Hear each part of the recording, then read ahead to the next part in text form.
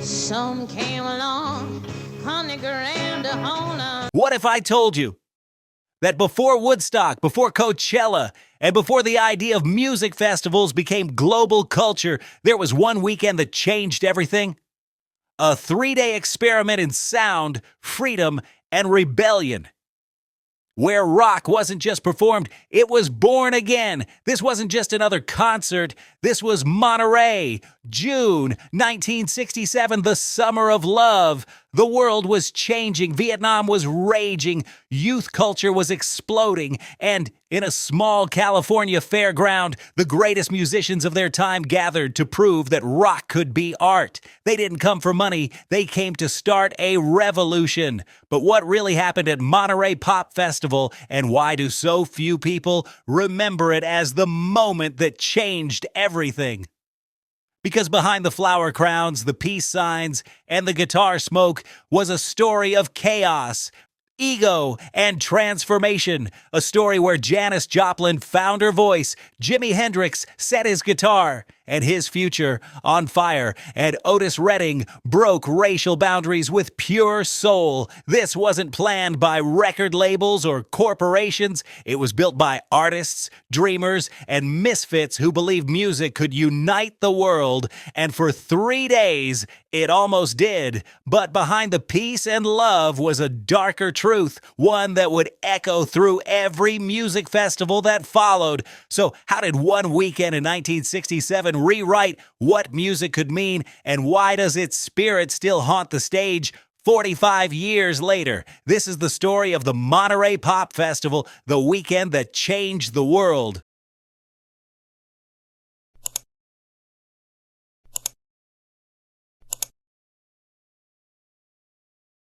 In 1967, America was holding its breath. The Vietnam War was tearing families apart. Civil rights marches filled the streets. The old world, the one ruled by conformity, radio jingles, and clean-cut pop idols, was cracking at the seams. And through those cracks, something new began to grow. Music on the radio was still mostly safe. The Monkees, Frank Sinatra, and bubblegum pop. It was catchy, polished, and predictable. But behind closed doors in smoky clubs, college dorms, and San Francisco's Haight-Ashbury district, a new sound was being born. It was louder, stranger, freer. It didn't care about radio charts. It cared about truth, rebellion, and turning up the volume on what people felt. Hold that sound in your head, the sweetness of early pop. Now add distortion, add poetry, add a generation that didn't want to inherit their parents' world. That was the spark. Quick reality check. Meanwhile, across town, something else was happening. Everywhere, young people were walking out of schools, out of old jobs, out of the system that told them what to believe. In coffee houses, they traded folk songs for guitars that screamed back. In art schools, colors became louder, shapes got stranger. It wasn't just music, it was a movement forming in real time. The streets of San Francisco and Los Angeles pulsed with it. Bands like Jefferson Airplane, The Grateful Dead, and Big Brother and the Holding Company started rehearsing in garages and basements. In London, The Who and Jimi Hendrix were taking that same restless energy and twisting it into something explosive. They were kids mostly, hungry, broke, experimenting with sound because there was no other way to express what they were feeling. And here's the piece almost everyone misses. Monterey didn't just appear out of nowhere. It was the meeting point of everything the decade had been building toward, the tension, the rebellion, the dream. Before that June weekend, there was no rock festival as we know it. Pop stars played short sets on TV shows. Folk artists played coffee houses. Soul singers performed on segregated circuits. The idea that you could bring them all together on one stage under one California sky, that was revolutionary. The mamas and the papas, John Phillips saw it. So did producer Lou Adler and promoter Alan Pariser. They wanted to create something pure, a festival run by artists, for artists, where money wasn't the point. Every performer played for free. Ticket sales went to charity. That decision changed everything because once money left the equation, the art became honest again. Hendrix could burn his guitar without a label telling him not to. Janis could scream until her voice broke and no one would ask for a radio edit. Otis Redding could walk on stage before a mostly white crowd and make them feel soul like they'd never felt it before. But rewind for a second. Why Monterey? Why California? Because that's where the counterculture was strongest. In 1967, the Haight-Ashbury neighborhood in San Francisco had become ground zero for the Summer of Love. Thousands of young people, artists, runaways, dreamers, poured into the city looking for freedom, music, and meaning. Drugs like LSD were reshaping how people thought about art and sound. The Beatles had just released Sgt. Pepper's Lonely Hearts Club Band, a record that made rock feel limitless. Music was evolving faster than anyone could predict. Here's what's wild. Monterey wasn't supposed to make history. It was planned in just 7 weeks.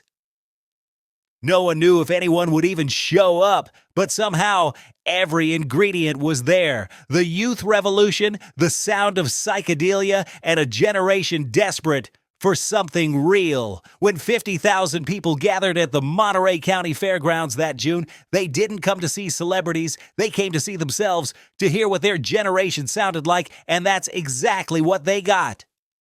By the time the first guitar chord rang out, the old world of pop was gone. What came next would redefine everything, what music could say, how artists could live, and how culture could unite around a single shared sound. But before we get to that electric moment, before the guitars burned and the crowd lost its mind, there's one more truth about this world we need to face, because the revolution that started in Monterey didn't just happen on stage, it started inside every person who dared to believe that music could change the world. Next in Chapter 2, The Gathering of the Icons. When the legends arrived and history took the stage,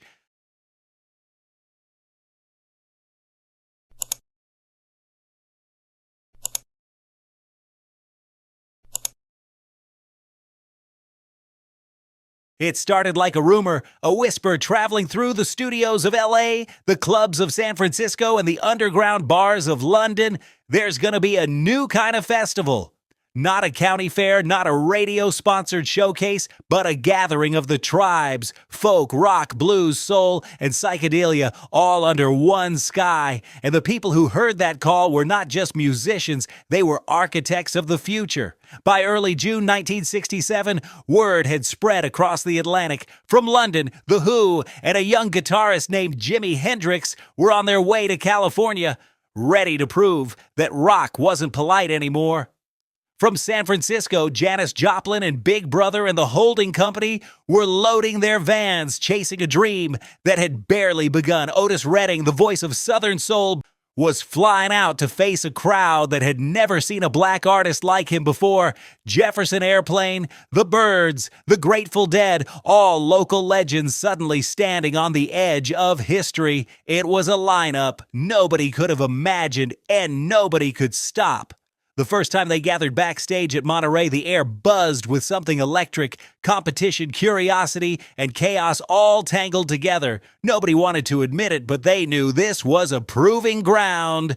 Quick reality check. Meanwhile, across town, the press didn't get it. They thought this would be just another weekend concert, a few hippie acts trying to play grown up. They had no idea what was about to happen, because the second the amps turned on, the old world tilted. Freeze the frame. Listen to the first guitar chord that ripped through the Monterey air. This wasn't music for background listening, it was a declaration. The Who exploded on stage, smashing guitars and amplifiers as if to destroy every polite rule rock once had. It didn't sound like a band, it sounded like a weapon. Then came Jimi Hendrix. For most of the American crowd, he was still a mystery, a name whispered by musicians, not yet printed in headlines. But the first time he played, people stopped talking. His guitar screamed, moaned, and whispered like it was alive. He didn't just play music, he bent it. In that moment, the San Francisco sound, the feedback, the distortion, the color, collided with London's raw, mechanical edge. It was a sonic collision that rewrote rock overnight.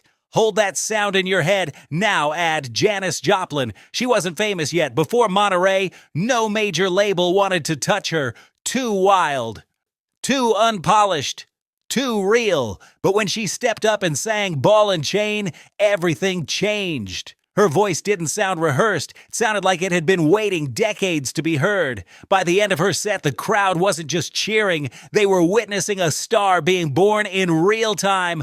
Numbers don't tell it. This clip does. One woman, one song, and suddenly the rules of fame changed. And then came Otis Redding. He wasn't supposed to fit the bill. This was a rock crowd, mostly white, mostly young, and mostly new to soul. But when Otis hit the stage wearing a green suit and backed by Booker T and the MGs, the entire audience leaned in. He sang with the kind of fire that didn't care what genre you thought you liked. By the time he finished Try a Little Tenderness, even the doubters were converted.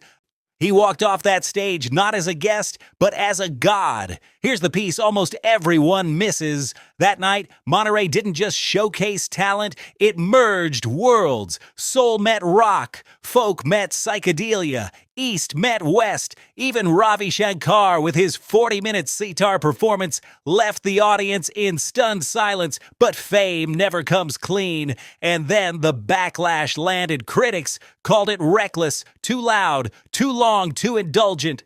Some said the youth movement was just a phase, a rebellion in costume. But the kids, they heard the future. Monterey Pop proved something no magazine could deny, that rock could be art and that the new generation no longer needed permission to dream. By the end of that weekend, the world had tilted for good. Hendrix had become a legend. Joplin had become a name every label suddenly wanted.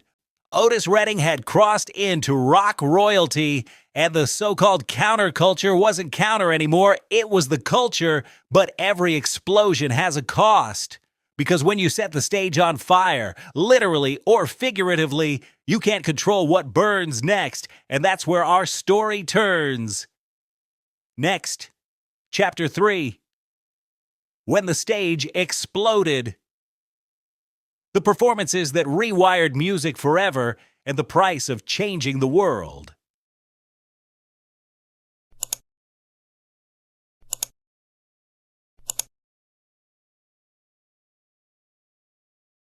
They weren't just playing songs at Monterey, they were heroic. They were rewriting what it meant to perform.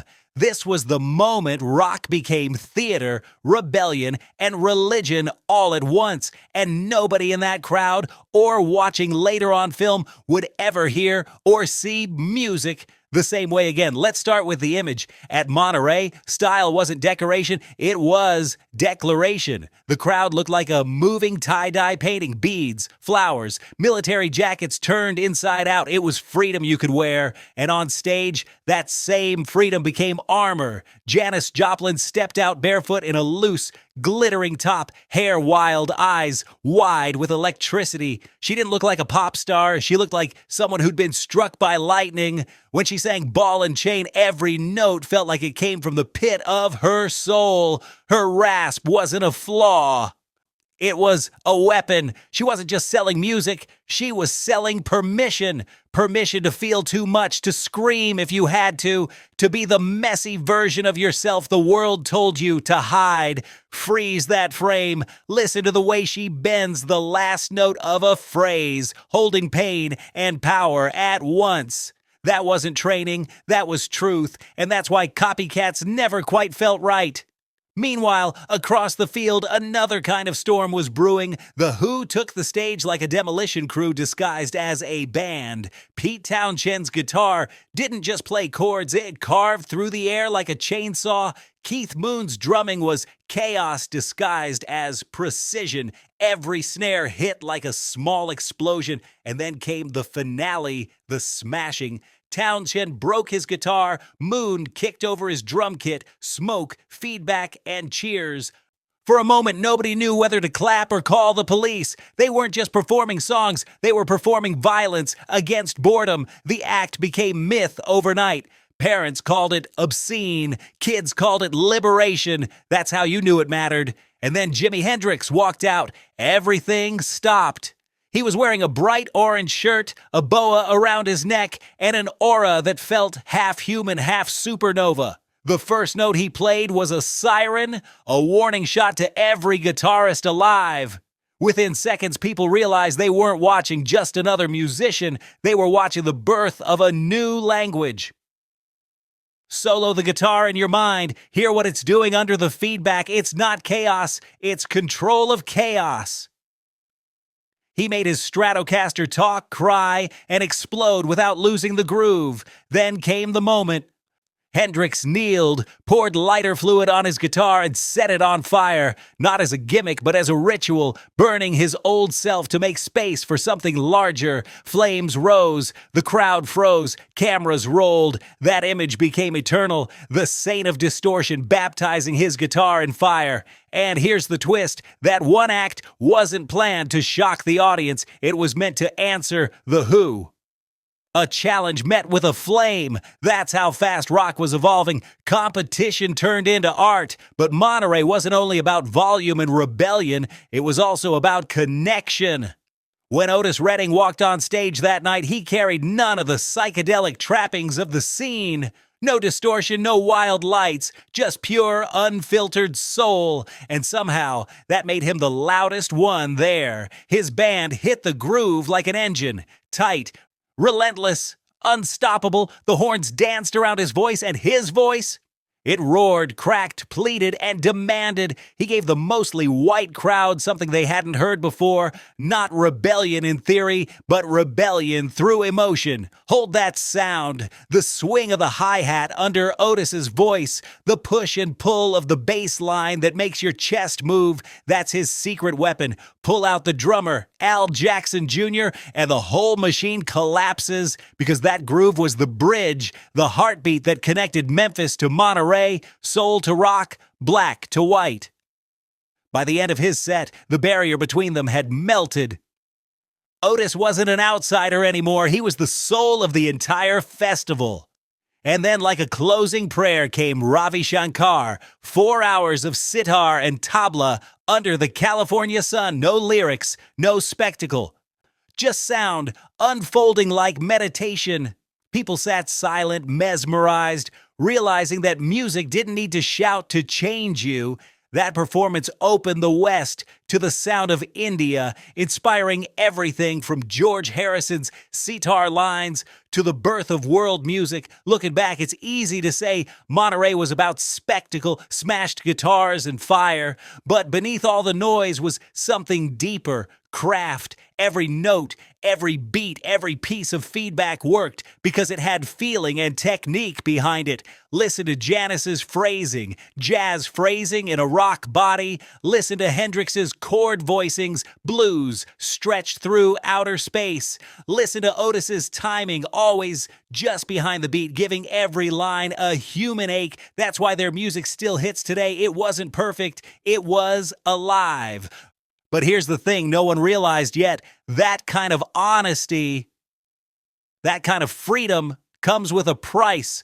Because once the image becomes legend, the people inside it start to disappear. The myth of Monterey would launch careers, define generations, and haunt the artists who made it possible. And in the next chapter, we'll see what happened after the fire went out.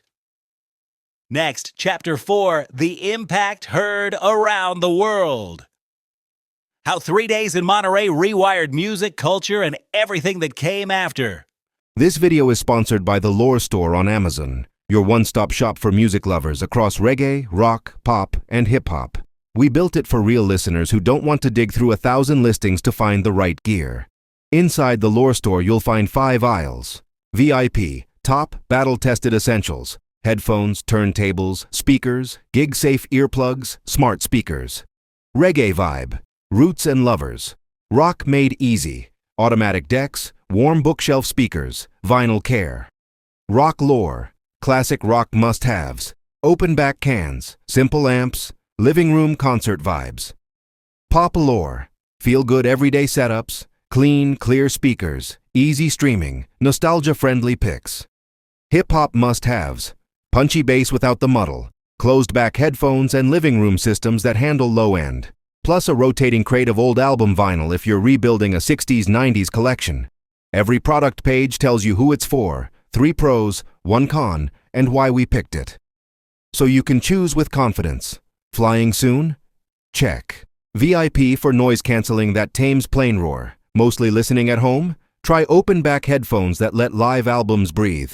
Want instant gratification vinyl? Our fully automatic turntable is 1 button from silence to music, and the record cleaning kit knocks down crackle so the bass tightens up. Headed to shows? Grab high-fidelity earplugs, hands-free at home. Our smart speaker picks let you say, play 70s reggae or classic pop, and you're there.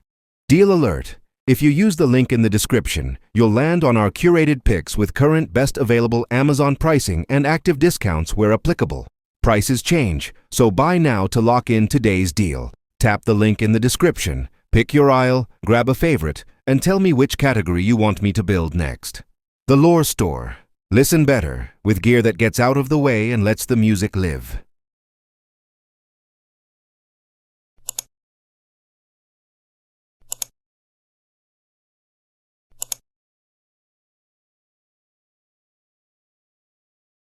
It's strange to think that a single weekend in 1967, a few days of music in a California fairground, could shift the direction of global culture. But Monterey Pop wasn't just a concert, it was a turning point. Before Monterey, rock was still fighting for legitimacy. The industry saw it as teenage noise, a passing fad that would fade like Twist records and transistor radios. But after Monterey, everything changed, because what the world saw that weekend was proof that this youth music had evolved into art. Dangerous, expressive, unpredictable art, and it didn't need permission anymore. When Jimi Hendrix burned his guitar, he also burned the old rules of show business. That moment, captured on camera, broadcast across the world, made him an instant icon. He left the UK a cult figure. He returned from Monterey a global star.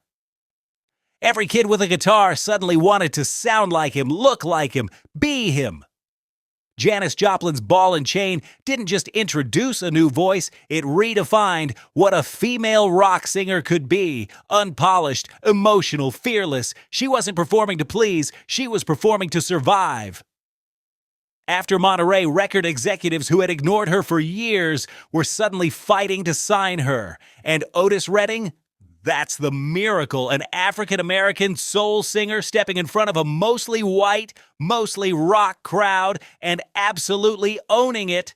That night, Monterey became more than a music festival. It became a bridge. Otis's set broke the invisible wall between black soul and white rock, between radio formats and racial lines. Then there was Ravi Shankar. His 4-hour sitar performance closed the festival not with volume or destruction, but with transcendence. In a time when the West was obsessed with rebellion, Shankar's calm mastery reminded audiences that revolution could also be spiritual. He opened a new frontier, one that would echo through the Beatles, Within You, Without You, through psychedelic rock, and through the global fascination with Eastern sounds that followed. And while the music thundered on stage, another revolution happened behind the lens. Filmmaker D.A. Pennebaker's Monterey Pop wasn't just a concert film, it was the birth of the rock documentary as an art form. For the first time, audiences could see the music scene as it really was: raw, spontaneous, human.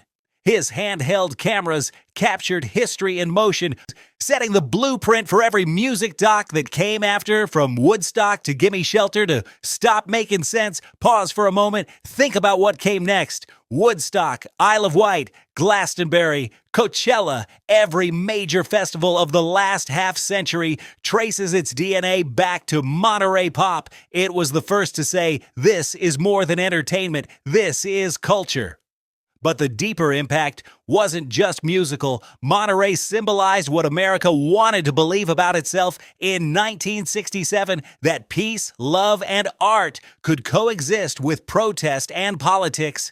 It was a dream caught on film before the darkness of Vietnam, before assassinations and riots tore the decade apart. For a brief electric weekend, unity felt possible, and yet As we look back, that optimism feels bittersweet. Within a year, Otis Redding was gone. Joplin would follow. Hendrix, too. Monterey was both the beginning and the foreshadowing, the moment when everything seemed possible, just before everything started to fall apart. But even with that loss, its echoes never stopped. Every time a festival crowd raises their hands to the sky, every time an artist uses the stage to make a statement, every time a camera captures a truth that words can't, that's Monterey living on. So when we talk about the music that changed the world, it's not a metaphor, it's a record of what happens when sound, soul, and timing collide perfectly. And for one shining weekend, the world actually listens. And yet, the dream couldn't last forever. Because what came after Monterey wasn't just peace and love. It was pressure, profit, and burnout. The spirit that united those artists would soon face its harshest test. Next, Chapter 5, The Fade and the Flame. How the dream unraveled and why its spark still matters. Hey, Pop Lore family. Did you know only 1% of viewers are subscribed? If you love deep dives into pop legends, forgotten gems, and the stories behind the songs that shaped generations, hit that subscribe button right now. And don't forget to turn on LL notifications so you'll be the first to know when we premiere our next video. It's free, it helps Pop Lore grow, and it makes sure you never miss a single countdown or music story. Let's build this community together.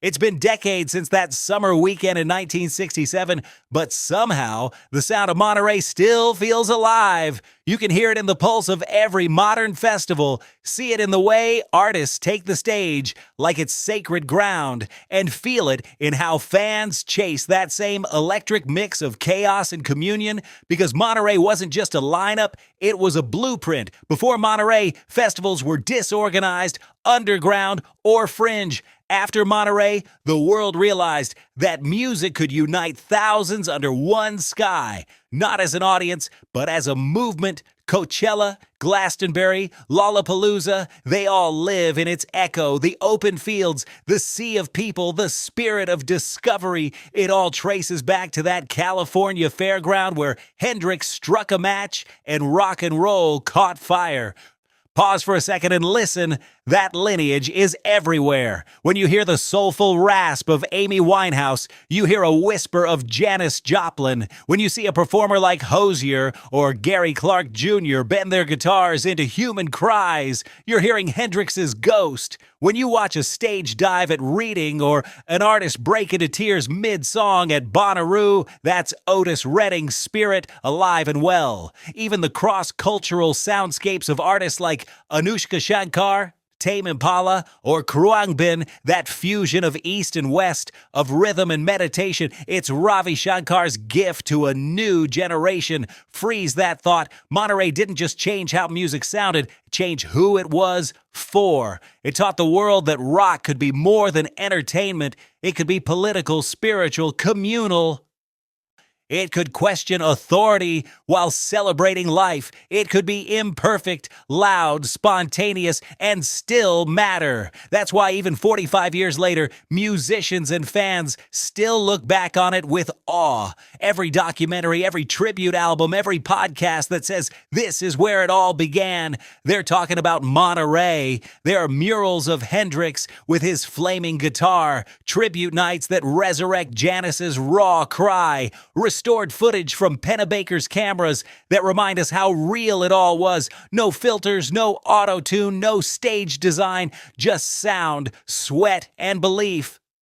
And maybe that's what we've lost a little, and what Monterey keeps reminding us to find again: the freedom to experiment, the courage to fail in public, the sense that music at its best isn't just consumed, it's shared. Because if you strip away the nostalgia, Monterey's real legacy isn't about who played, it's about what they proved. That music could unite strangers, that diversity could be celebrated, that rebellion could still be beautiful. In 3 days, Monterey Pop transformed a generation. 45 years later, its spirit still sings in every festival crowd, in every protest song, in every moment when someone picks up a guitar and dares to make something true. And maybe that's the real invitation, to listen closer, to remember that the echo is still with us, and to keep it alive.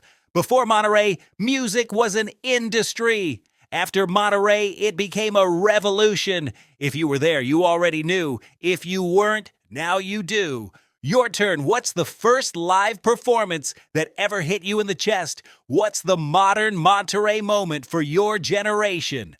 Drop it in the comments. We're building a playlist together. This is Pop Lore. Subscribe so this history doesn't get erased by the algorithm. And hit the next episode where we trace how Woodstock took Monterey's dream and turned it into a cultural explosion that defined the end of the 60s. The flame still burns due. The question is, who carries it next?